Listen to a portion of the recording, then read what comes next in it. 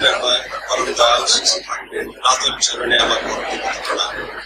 পরমারাধ্যা জগৎ জননী শ্রী শ্রী লক্ষ্মী মা রাতুল চরণে আমার প্রণাম। পরম পূজ্য পাশ শ্রী শ্রী বরদার রাতুল চরণে আমার প্রণাম। পরম পূজ্য পাশ শ্রী শ্রী আচার্য দেবের রাতুল চরণে আমার প্রণাম। আজকে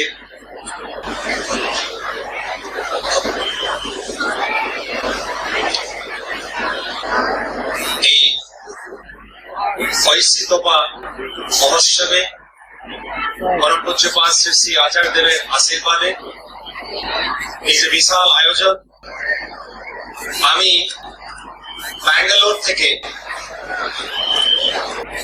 পরম পূজ্য পাশ শ্রী শ্রী আচার্য দেবের আশীর্বাদে আপনার সঙ্গে যুক্ত হওয়ার এক বিশেষ সুযোগ পেয়েছি।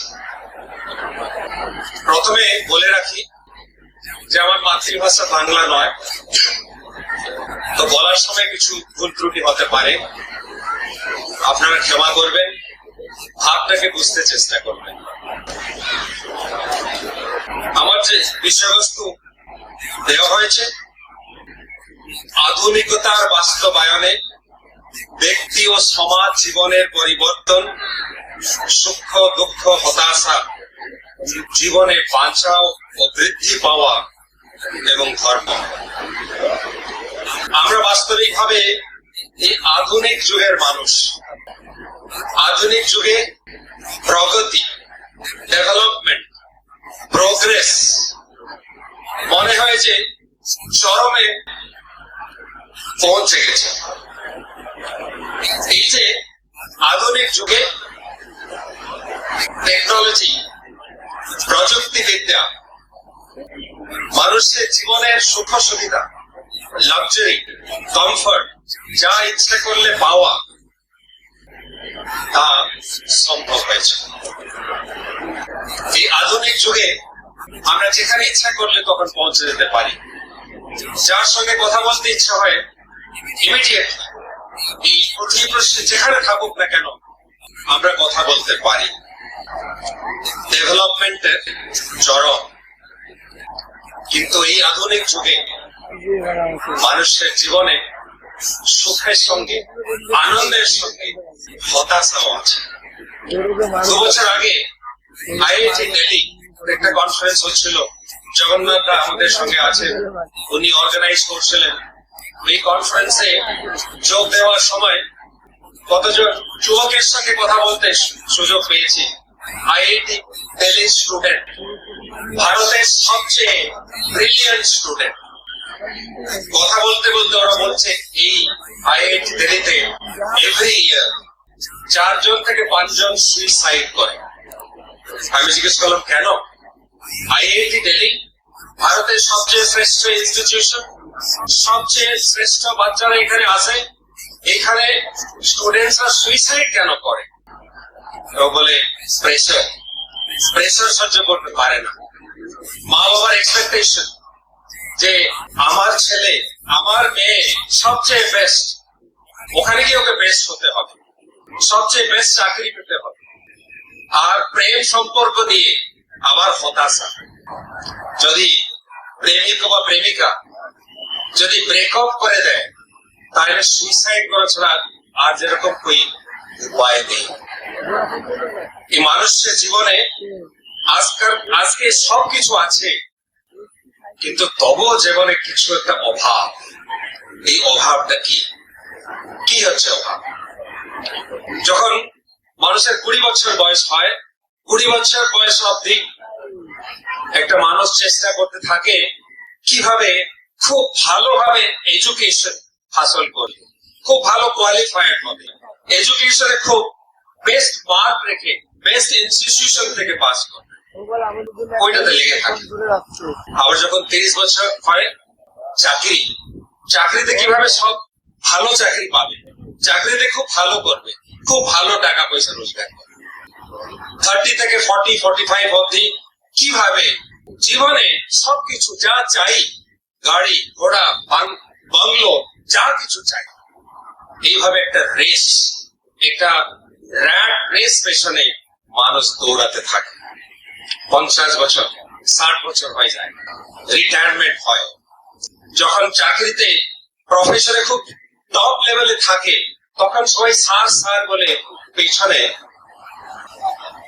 মানে ঘুরে বেড়াতে থাকে, রিটায়ারমেন্ট হয়। আর তখন যারা স্যার স্যার বলছিল আর কেউ কাছে থাকে না, স্যার ম্যাডাম যারা বলছিল আর কেউ কাছে থাকে না। টাকা পয়সা সব থাকে, বংলো গাড়ি থাকে, বাচ্চারা নিজে যে দৌড়াতে সামিল ছিল ওই দৌড়াতে বাচ্চারাও সামিল হয়ে গেছে। যখন বাবা বৃদ্ধ বয়সে ছেলে বা মেয়েকে ফোন করে একটু কথা বলতে, ছেলে বা মেয়ে বলে বাবা একটু ব্যস্ত আছে, একটু বিজি আছে, একটু পরে তোমাকে ফোন করছি। এই হচ্ছে আধুনিক সমাজের অবস্থা। মানুষের কাছে সবকিছু আছে তবু কিছু নেই, সবকিছু থাকার সত্ত্বেও যেরকম জীবনটা ফাঁকা, জীবনে একটা বড় গ্যাপ। কিভাবে এটা ফুলফিল করতে পারি মানুষ বুঝতে পারি। শ্রী শ্রী ঠাকুরের কাছে একটা দম্পতি এসেছিলেন, হাজব্যান্ড ওয়াইফ, বৃদ্ধ বয়স্ক। ঠাকুরের কাছে এসে বলছেন, ঠাকুর আমার ছেলেটাকে আমার জীবনের সবকিছু ত্যাগ করে আমি আর আমার ওয়াইফ, আমার পত্নী, আমার ছেলেকে ডাক্তার বানিয়ে ফেলি। এই ডাক্তার হয় বিদেশে থাকে। ঠাকুর বললেন খুব ভালো। আবার এই বৃদ্ধ ব্যক্তি বলছেন, কিন্তু ঠাকুর আমাদের খেয়াল রাখে না, এই বৃদ্ধ বাবার খেয়াল রাখে না। ঠাকুর বলছেন আচ্ছা। আবার বলছেন, ঠাকুর আমরা খুব দুঃখেতে আছি, আমাদেরকে একবার ফোনও করে না, দেখা হওয়া তো একটা দূরের ব্যাপার। শ্রী শ্রী ঠাকুর বলছেন, আপনি ঠাকুরের কাছে, আপনি পরম পিতার কাছে কি প্রার্থনা করেছিলেন? উনি বলছেন, পরম পিতার কাছে প্রার্থনা করেছিলাম আমার ছেলে একটা বড় ডাক্তার হবে, বিশাল ডাক্তার, খুব সুনাম অর্জন করে। ঠাকুর বললেন, পরম পিতা আপনার প্রার্থনা তো মঞ্জুর করেছেন, যে প্রার্থনা আপনি পরম পিতার কাছে রেখেছিলেন ওই প্রার্থনা তো পরম পিতা মঞ্জুর করেছেন, দুঃখ কেন? এই বৃদ্ধ ব্যক্তিটি বলছেন, ঠাকুর কিন্তু আমাদেরকে বোঝায় না, এই বৃদ্ধ মা বাবার খেয়াল রাখে না, এইবার কথাও বলে না। ঠাকুর বলছেন, পরম পিতার কাছে কি প্রার্থনা করেছেন? বলে ডাক্তার হোক। ঠাকুর আবার বলছেন, তাই তো, পরম পিতা তো আপনার প্রার্থনা মঞ্জুর করেছেন। বৃদ্ধ ব্যক্তি বলছেন, আমাদের খেয়াল রাখে না। ঠাকুর বললেন, আপনি কি পরম পিতার কাছে কখন প্রার্থনা করেছিলেন? ঠাকুর আমার ছেলেকে একটা মানুষ করে। হে ঈশ্বর, হে পরম পিতা, আমার ছেলে একটা কিভাবে একটা বড় মানুষ হতে পারে, আপনার মানুষ হতে পারে, ঈশ্বরের মানুষ হতে পারে, এই প্রার্থনা কি কখন করেছিলেন? বুদ্ধ ব্যক্তি বলছেন, না, এই প্রার্থনা তো কখন করেনি। আমার ছেলেটা ডাক্তার হোক ওই প্রার্থনা করছে।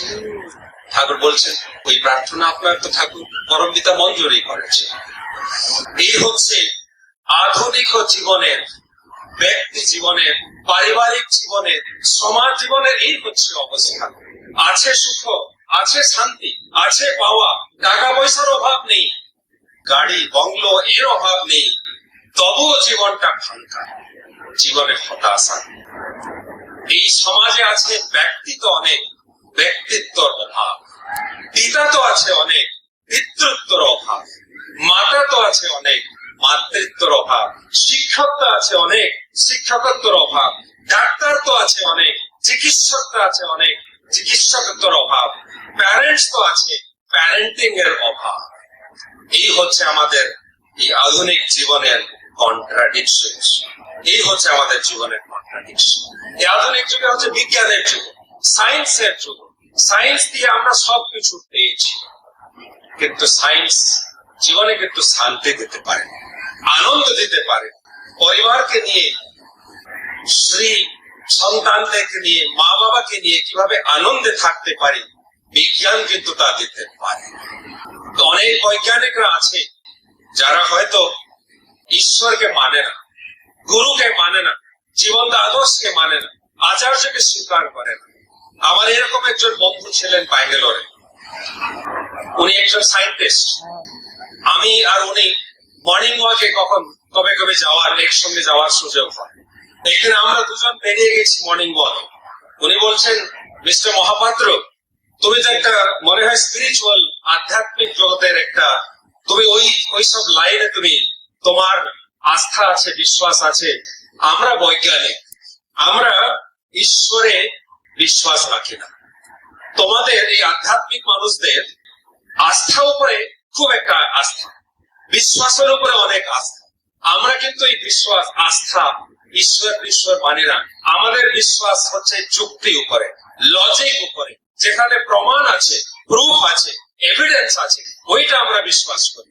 তা না হলে আর বিশ্বাস করা একজন গুরুকে, আদর্শকে, এটা আমি কিন্তু মানতে পারি না।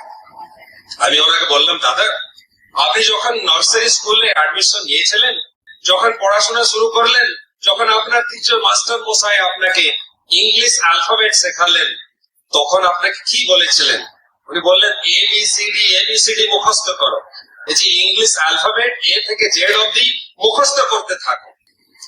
আমরা বারবার মুখস্থ করছিলাম। আমি জিজ্ঞেস করলাম, আপনি কি মাস্টার মশাইকে কখন জিজ্ঞেস করেছিলেন কেন এটা মুখস্থ করব? এর প্রমাণটা কি? এর যুক্তি কি? এর লজিক কি? কি জন্য এটা করতে হবে? আপনি তো কখন জিজ্ঞেস করেননি। কেন জিজ্ঞেস করেননি? আপনি তো ওনার উপরে আপনার বিশ্বাস ছিল। উনি বললেন, হ্যাঁ, বিশ্বাস তো ছিল।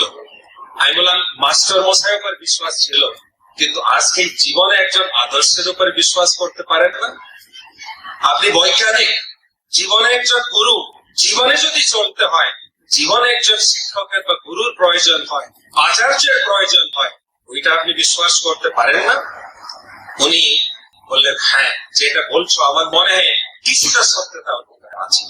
একটা সায়েন্টিফিক কনফারেন্সে আমার একজন বৈজ্ঞানিকের সঙ্গে দেখা হয়। ওনাকে আমি জিজ্ঞেস করলাম, দাদা, আপনি আপনাদের এই যে সায়েন্স, এই যে অনেক কিছু ইনস্ট্রুমেন্ট বের করেছে, অনেক কিছু উদ্ভাবন করেছে, অনেক কিছু যন্ত্র তৈরি করেছে, কিন্তু জীবনের ব্যাপারে বিজ্ঞান কেন কিছু বলেনি?